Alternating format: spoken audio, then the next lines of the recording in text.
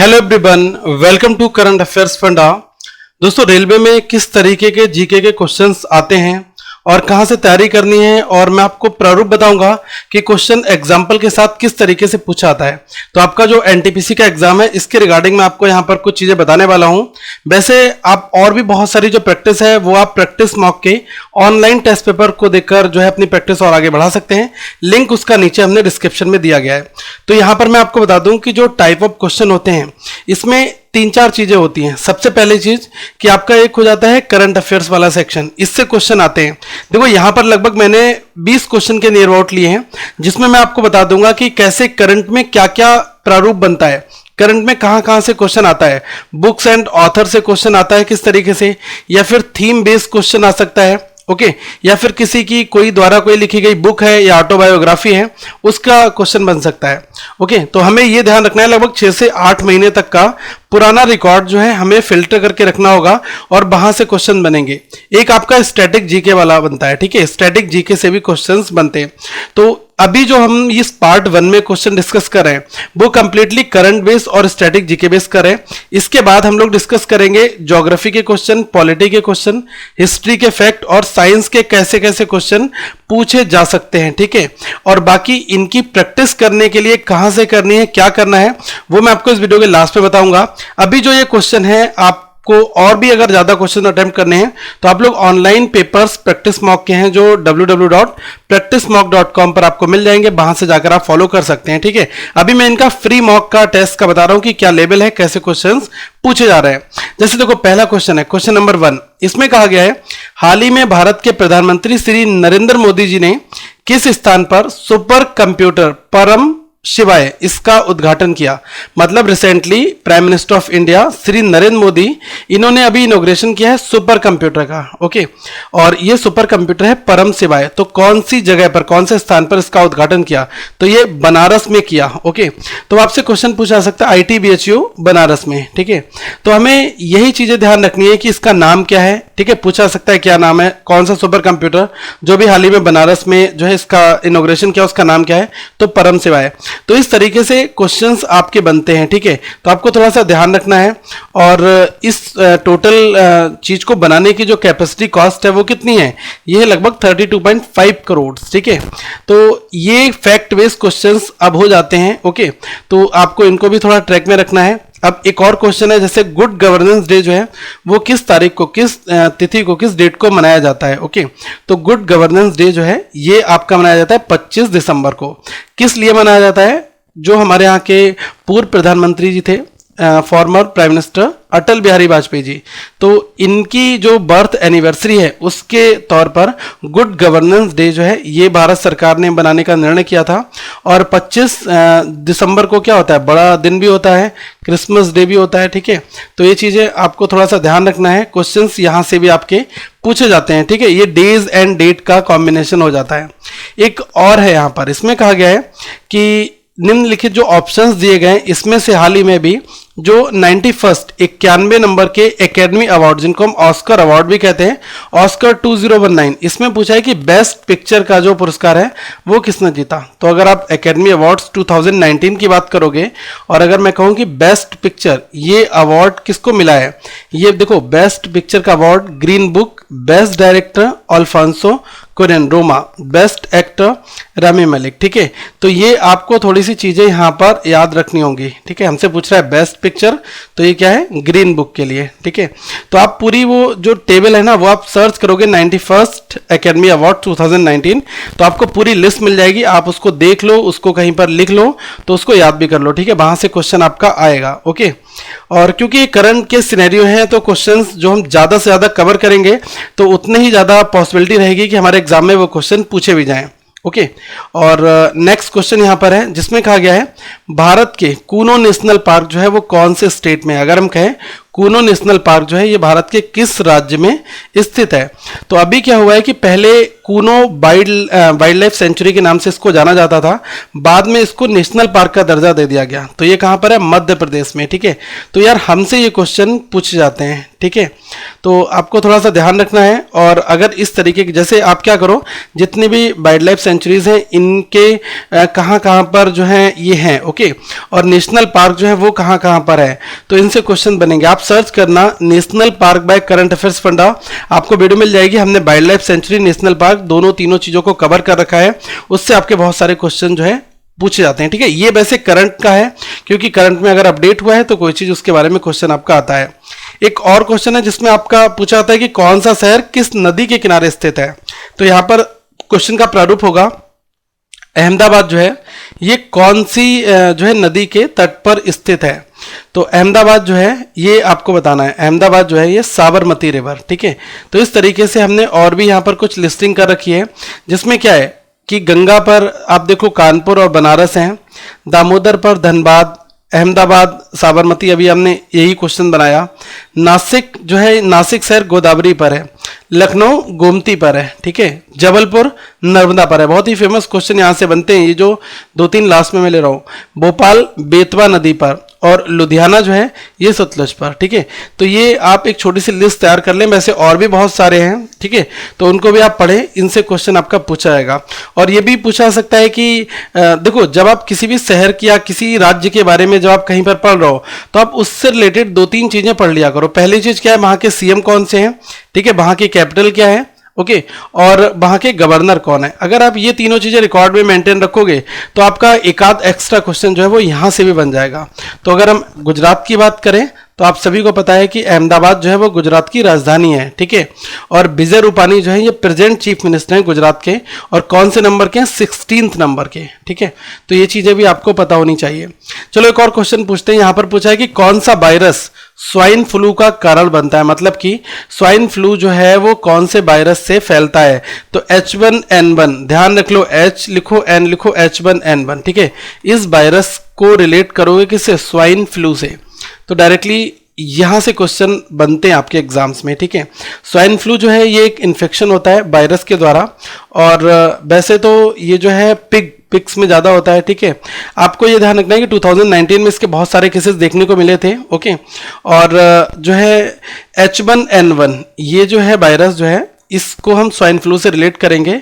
ठीक है, बहुत सारे लोगों में दुनिया भर में ये चीज़ें पाई गई थी, H1N1 के लक्षण। ठीक है, एक और क्वेश्चन यहाँ पर है जिसमें आपसे कहा गया है भारत का प्रमुख वार्षिक जियो पॉलिटिकल और जियो स्ट्रेटेजिक सम्मेलन, जिसको बोलते हैं रायसीना डायलॉग। ठीक है, ये हाल ही में कहाँ पर जो है आयोजित किया जाता है, और इसका जो है मेन विषय क्या था, मतलब इसकी थीम क्या थी। जब पूछा जाए कि इस सम्मेलन का विषय क्या था, मतलब कि इसका ऑब्जेक्ट, मतलब मेन थीम से जो है क्वेश्चन पूछा जा रहा है। ओके, तो आपको पता होना चाहिए कि 7 जनवरी 2019 को यह आपका दिल्ली में हुआ था, 8 जनवरी से, ठीक है, 8 से 10, तो ये 7 जनवरी की न्यूज़ अपडेट है, आप यहाँ पर नोट कर सकते हैं। तो 8 से 10 हुआ था, और ये नंबर कौन सा था, 4th रायसीना डायलॉग। ठीक है, 4th edition of the Raisina dialogue, और इसकी जो थीम है वो बहुत ज़्यादा इंपॉर्टेंट है। ये है award recorder new geometrics fluid partnerships और अनसर्टेन आउटकम्स। ठीक है, ये थीम एज इट इज़ आपको इंग्लिश में ही लिखी मिलेगी एग्जाम्स में। ठीक है, तो आप इस तरीके से ध्यान रखना, ऐसा क्वेश्चन जो है थीम बेस भी पूछा आता है। अगर कोई इवेंट भारत में हुई है तो उसकी थीम क्या है, इससे प्रश्न आपके बनते हैं। एक और आपका प्रश्न है जिसमें कहा गया है कि बोटेनिकल सर्वे ऑफ इंडिया, इसका हेडक्वार्टर बताइए कहाँ पर है, मतलब where is the headquarter of botanical survey of India. ठीक है, तो बोटेनिकल सर्वे ऑफ इंडिया जो है ये एक गवर्नमेंट ऑफ इंडिया के द्वारा ही रनिंग एक बॉडी है। ठीक है, तो हमसे ये पूछा जा सकता है कि बोटेनिकल सर्वे ऑफ इंडिया ये 13 फरवरी 1890 में जो है इसकी खोज की गई थी। Is a Government of India Ministry of Environment Forest and Climate Change organisation. ठीक है, जो कि सर्वे, रिसर्च और conservation of the plant resources, इन सब चीज़ों के बारे में जो है अपनी जानकारी देता है, और इसका हेडक्वार्टर है कोलकाता में। ठीक है, तो ये चीज़ आप नोट कर लें, वेस्ट बंगाल रीजन। ठीक है, कोलकाता। अब आप यहाँ पर 2-3 क्वेश्चन और भी बन जाते हैं, ठीक है। अब मैं आपको एक चीज और बता दूं कि अभी इलेक्शंस होने वाले हैं, ठीक है, और अभी 5 नए राज्यों के नए मुख्यमंत्री चुने गए, तो उनसे भी आपके प्रश्न बनते रहते हैं। चलिए एक और क्वेश्चन यहाँ पर है, इसमें कहा गया है संगाई डियर, ठीक है, मतलब ये भारत के कौन से स्टेट में पाया जाता है, किस राज्य में पाया जाता है। एक विशेष प्रकार का हिरन है जिसको हम कहते हैं संगाई डियर, ठीक है। आपको ये समझना होगा कि ये एक इंडेंजर्ड स्पीसीज में काउंट होता है, मतलब हम ये कह सकते हैं कि ऐसी प्रजातियां जो विलुप्त हो रही हैं, ठीक है। तो ये चीज आप नोट करें, विलुप्त होने का मतलब कि उनका अस्तित्व धीरे धीरे खत्म हो रहा है, तो उनको जो है एक कंजर्वेशन में जो है काउंट किया जाता है, जिसको हम कहते हैं इंडेंजर्ड स्पीसीज, ठीक है। तो संगाई डियर जो है ये आपका मणिपुर, ओके, मणिपुर में जो है ये पाया जाता है, और मणिपुर का ये स्टेट एनिमल भी है। तो आपसे पूछा जाए कि मणिपुर का जो है राष्ट्रीय, मतलब जो मणिपुर स्टेट है वहाँ का जो पशु कौन सा है, ठीक है, मतलब उस स्टेट लेवल का, तो वो है आपका संगाई डियर, ठीक है। तो ये चीज आप थोड़ा यहाँ पर ध्यान रखना, स्टेट लेवल की यहाँ पर बात हो रही है, तो उस स्टेट का स्टेट एनिमल ऑफ मणिपुर ये है आपका संगाई डियर यहाँ पर, ठीक है। एक और क्वेश्चन है जिसमें कहा गया है कि डीपीआई, देखो डीपीआई जो है ये एक मेजरमेंट है, ठीक है। जब कोई भी चीज प्रिंट होती है या फिर आप कंप्यूटर में, जैसे अगर मैं एक डॉट बना दूं तो ये भी आपका डीपीआई से ही मेजर होगा, या फिर अगर कोई आप एक लेटर लिखते हैं वो भी जो है डीपीआई रेजुलेशन दिखाता है ना, तो वो इन्हीं सब चीज़ों से मिलकर बना होता है। तो जो प्रिंटिंग रेजुलेशन है, तो जो डीपीआई है वो एक मेजरमेंट के लिए यूज होता है। तो डीपीआई का मतलब क्या होता है, इसका मतलब होता है डॉट्स पर इंच, ठीक है। जैसे आप यहाँ पर ये देख लें कि कंप्यूटर में अगर आप कोई भी एक इमेज है, आप क्या करना कि किसी भी इमेज को जब आप मैक्सिमम टाइम जूम कर दोगे तो इस तरीके से जो है बॉक्सेस आपको दिखाई देंगे। जब आप इसको जो है एक बार जूम करोगे, ठीक है, तो आपको कुछ इस तरीके से दिखेगा, फिर आप इसके रिसाइज में कर दोगे तो यही चीज आपको एक डॉट के प्रारूप में दिखनी स्टार्ट हो जाएगी, ओके। अब आप जब प्रिंटिंग पे देखते हो तो कुछ इस फॉर्मेट में दिखता है। तो यहाँ पर हम ये कह सकते हैं, देखो ये 10 dpi की इमेज है, ये 72 dpi है, ये 300 dpi। तो जितने मैक्सिमम डीपीआई होंगे उतना ही शानदार रेजुलेशन भी होता है। यहाँ पर देखो केवल 10 dpi, तो ये फ्लिकरिंग आ रही है, मतलब कि जगह जगह जो चीज़ें हैं वो फट रही हैं। ये 72 dpi है, तो देखो इसके जो कॉर्नर्स हैं ये स्मूथ नहीं है, ठीक है। यहाँ पर 300 dpi है, ये देखो प्रॉपर परफेक्ट रेजुलेशन के फॉर्मेट में आपको दिख रहा है, ओके। नेक्स्ट क्वेश्चन दोस्तों हम लोग यहाँ पर देखते हैं, इसमें कहा गया है हाल ही में नोबेल मेडिसिन प्राइज 2018 के लिए कौन से 2 व्यक्तियों के नाम जो है अनाउंस किए गए थे। तो पहले आपको ये देखना है कि जो भी आपके नोबेल प्राइज से रिलेटेड क्वेश्चंस हैं वो आपके एग्जाम में पूछे जाएंगे, तो पूरी 2018 की आप पूरी लिस्ट अच्छे से तैयार कर लें और इससे आपको बहुत सारे क्वेश्चन मिलेंगे। तो यहाँ पर कहा गया है कि नोबेल मेडिसिन प्राइज 2018, तो यहाँ पर 2 पर्सन है जिसका नाम है जेम्स पी एलिसन और ये है तसुको होंजो। तो ये ऑप्शन नंबर डी आपका करेक्ट है। और आपसे ये पूछा जाएगा कि कौन सा पर्सन कहाँ का है, ठीक है। तो ये जो एलिशन है, ठीक है, ये है यूएस के, ये है यूएसए, और ये जो है तसुको इनका नाम है, ये है जापान के, ठीक है।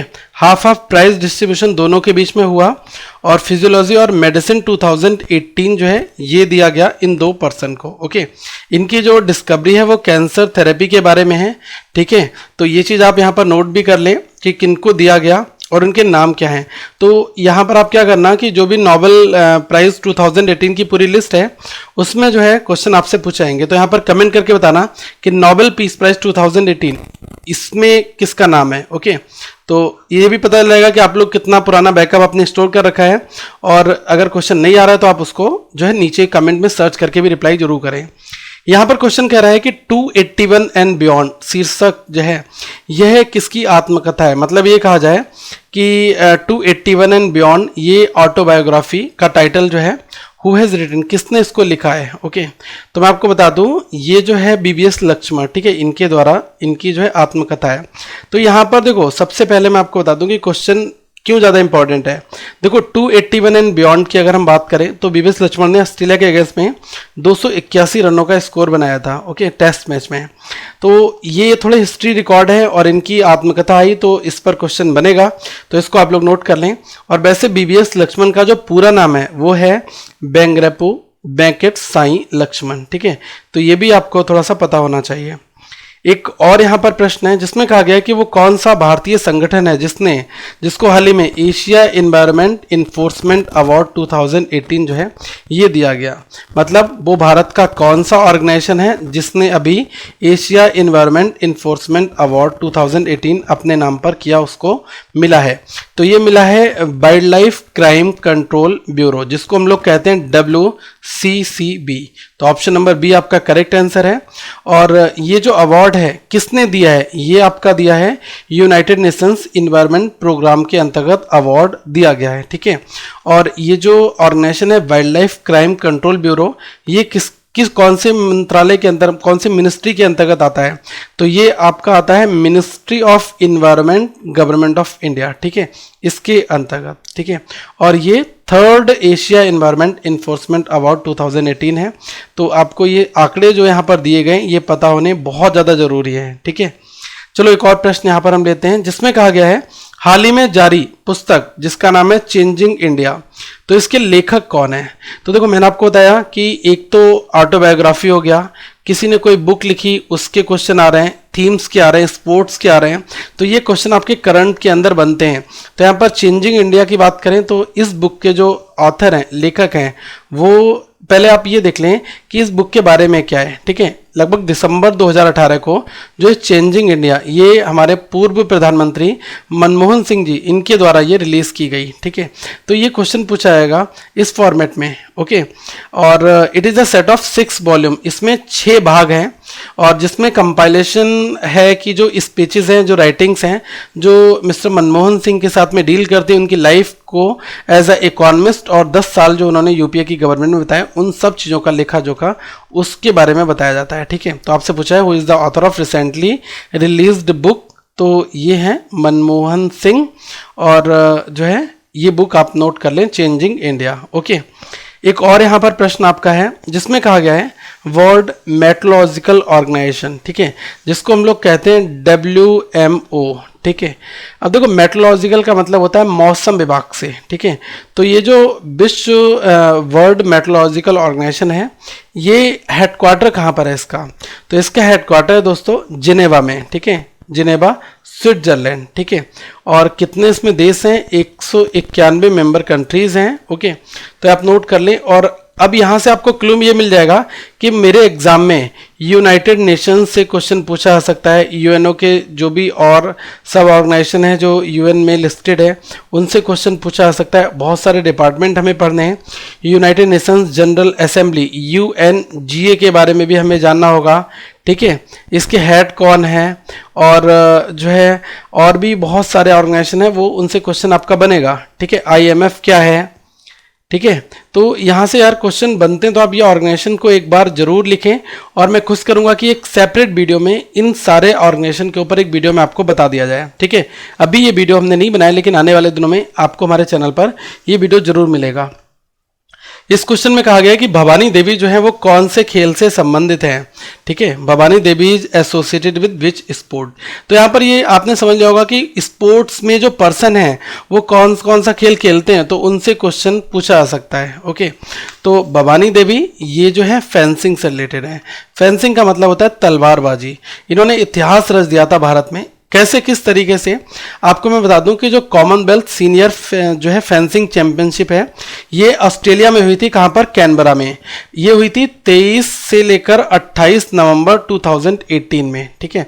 तो भारत को जो 3 मेडल मिले उसमें 2 गोल्ड और 1 ब्रॉन्ज था, और 1 गोल्ड तो है इन्हीं के द्वारा मिला, ठीक है। Bhavani Devi won gold medal in senior women's, ठीक है, इस इवेंट में इन्होंने जीता। She has become the first Indian to win a gold medal in Commonwealth Championship. तो भारत की ओर से पहली बार किसी भी भारतीय महिला के द्वारा जो है, ये बहुत बड़ा अपने आप में एक अनोखा इतिहास है। तो इस चीज़ को आप देख लें, और ऐसे क्वेश्चन जो है फैक्ट बेस मिलते हैं आपके एग्जाम्स में। यहाँ पर एक और कहा गया है कि भारतीय रिजर्व बैंक द्वारा देश में डिजिटल भुगतान जो है, इसके सेफ्टी सिक्योरिटी स्टैंडर्ड जो है ये बनाए गए हैं। तो मतलब आपको ये देखना है कि जो सेफ्टी और सिक्योरिटी ऑफ डिजिटल पेमेंट है भारत में, तो इसके लिए एक कमेटी आरबीआई ने जो है गठित की। उस कमेटी के हेड के तौर पर आपसे पूछा जा सकता है कि हेड कौन है, ओके, उसके मुखिया, ठीक है, तो मतलब ये कहा जाए कि भारत में डिजिटल भुगतान की बचाव के और सुरक्षा को मजबूत करने के लिए जो है सुझाव देने के लिए एक कमेटी का गठन किया गया और इसके मुखिया के तौर पर कौन है, तो यह नंदन नीलकनी। ठीक है, तो आप देख लें कि जनवरी 2019 में जो आरबीआई है इसने 5 सदस्यीय एक जो है कमेटी का गठन किया, जिसके एज अ हेड चेयरमैन के तौर पर नंदन नीलकनी। ठीक है, और ये जो कमेटी है ये क्या बताएगी, सेफ्टी सिक्योरिटी जो डिजिटल पेमेंट्स हैं भारत में इस पर सुझाव देगी और इसकी रूपरेखा को संज्ञान में लेते हुए बहुत सारे जो है नए सुझाव देने का काम करेगी। ओके,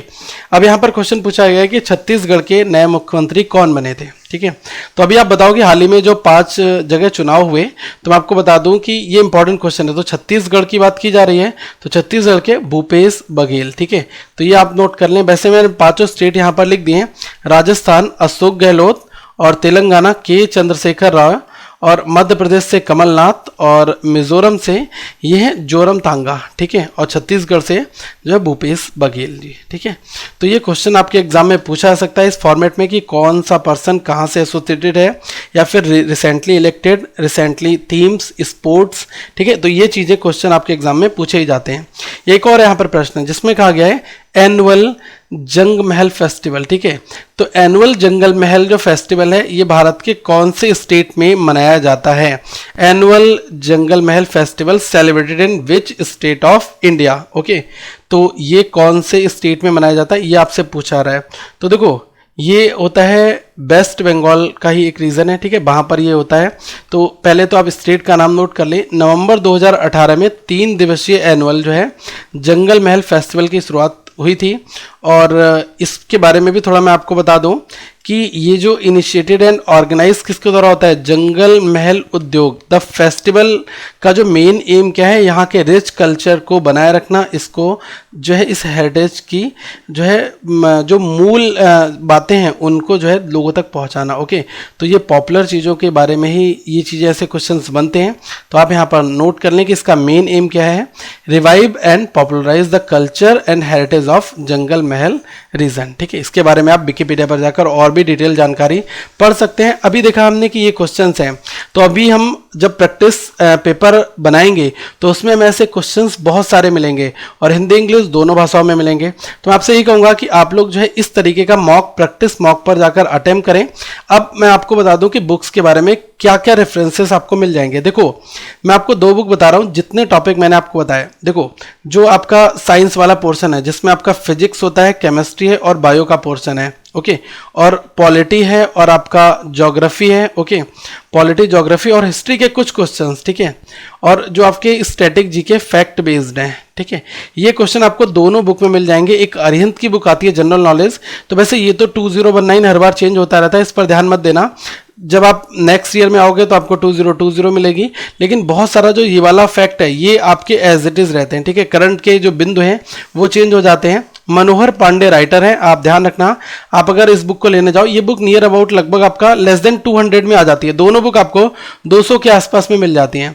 ल्यूसेंट की जनरल नॉलेज, चाहे आप ये ले लो चाहे आप ये ले लो, दोनों में जो मैं क्वेश्चंस आपको करा रहा हूँ, ठीक है, तो ये तो करंट बेस्ड है, लेकिन अभी मैं आपको जो पॉलिटी, जियो, हिस्ट्री और जो फिजिक्स, केमिस्ट्री, बायो के मैं क्वेश्चन बताऊंगा वो आपके इन दोनों बुक्स में मिल जाएंगे। ठीक है, तो अगले पार्ट 2 में हम लोग उनको डिस्कस करेंगे। वैसे आप लोग अभी फ्री मॉक को जरूर अटेम्प्ट करें, क्वेश्चंस बनाएं। ऑनलाइन एग्जामिनेशन दोगे तो आप जब मेन एग्जामिनेशन देने जाओगे रेलवे का, तो आपको वहां पर काफी मदद मिलेगी। एक तो आपकी प्रैक्टिस हो जाएगी, टाइम मैनेजमेंट आपका अच्छा हो जाएगा। आपको ये पता होगा कि यार कौन से सेक्शन को कितना टाइम देना है। अभी अगर जो प्रॉब्लम्स आएंगी वो मेन एग्जाम में तो नहीं आएंगी। ठीक है, तो आप कोशिश करें, चाहे मोबाइल एप्लीकेशन पर आप टेस्ट दें, कहीं पर भी दें, लेकिन इतना जरूर श्योर कर लें कि उसमें टाइम बाउंड में अपनी प्रैक्टिस करें और अपने आप को इतना कंफर्टेबल फील जरूर कराएं कि यार मैं ये टेस्ट दे सकता हूं। ठीक है, तभी आप मेन एग्जाम में अच्छा कर पाओगे। तो अगले पार्ट में हम लोग और क्वेश्चंस करेंगे, और इन बुक्स को अगर आपको परचेस करना है तो आप इनके लिंक जो है नीचे डिस्क्रिप्शन में हमने दिए गए, वहां से आप दे सकते हैं। वैसे हमारी जो वेबसाइट है currentaffairsfunda.com, यहाँ के बुक सेक्शन में अगर आप जाओगे तो रेलवे का एक टैब बना रखा है, वहां पर सारी बुक्स के नाम दिए गए हैं, ठीक है। तो वहां से आपको काफ़ी मदद मिल जाएगी। हम लोग अगली वीडियो में मिलेंगे और मैथ्स के वीडियो अब स्टार्ट हो जाएंगे, थोड़ा सा टाइम लग रहा है बस, लेकिन अभी मैं आने वाले दिनों में उनको प्रॉपरली जो है रेगुलेट कर दूंगा, अच्छे से वो आपको दिखाई देंगे प्लेलिस्ट फॉर्मेट में, सब कुछ बढ़िया तरीके से। तो इस चैनल को यार सब्सक्राइब भी कर लो, वीडियो को फॉलो करो, ऐसे इन्फॉर्मेटिव वीडियो इस चैनल पर आते रहेंगे। वीडियो को लाइक करें, शेयर करें, सब्सक्राइब करें। धन्यवाद आप सभी का इस वीडियो को देखने के लिए।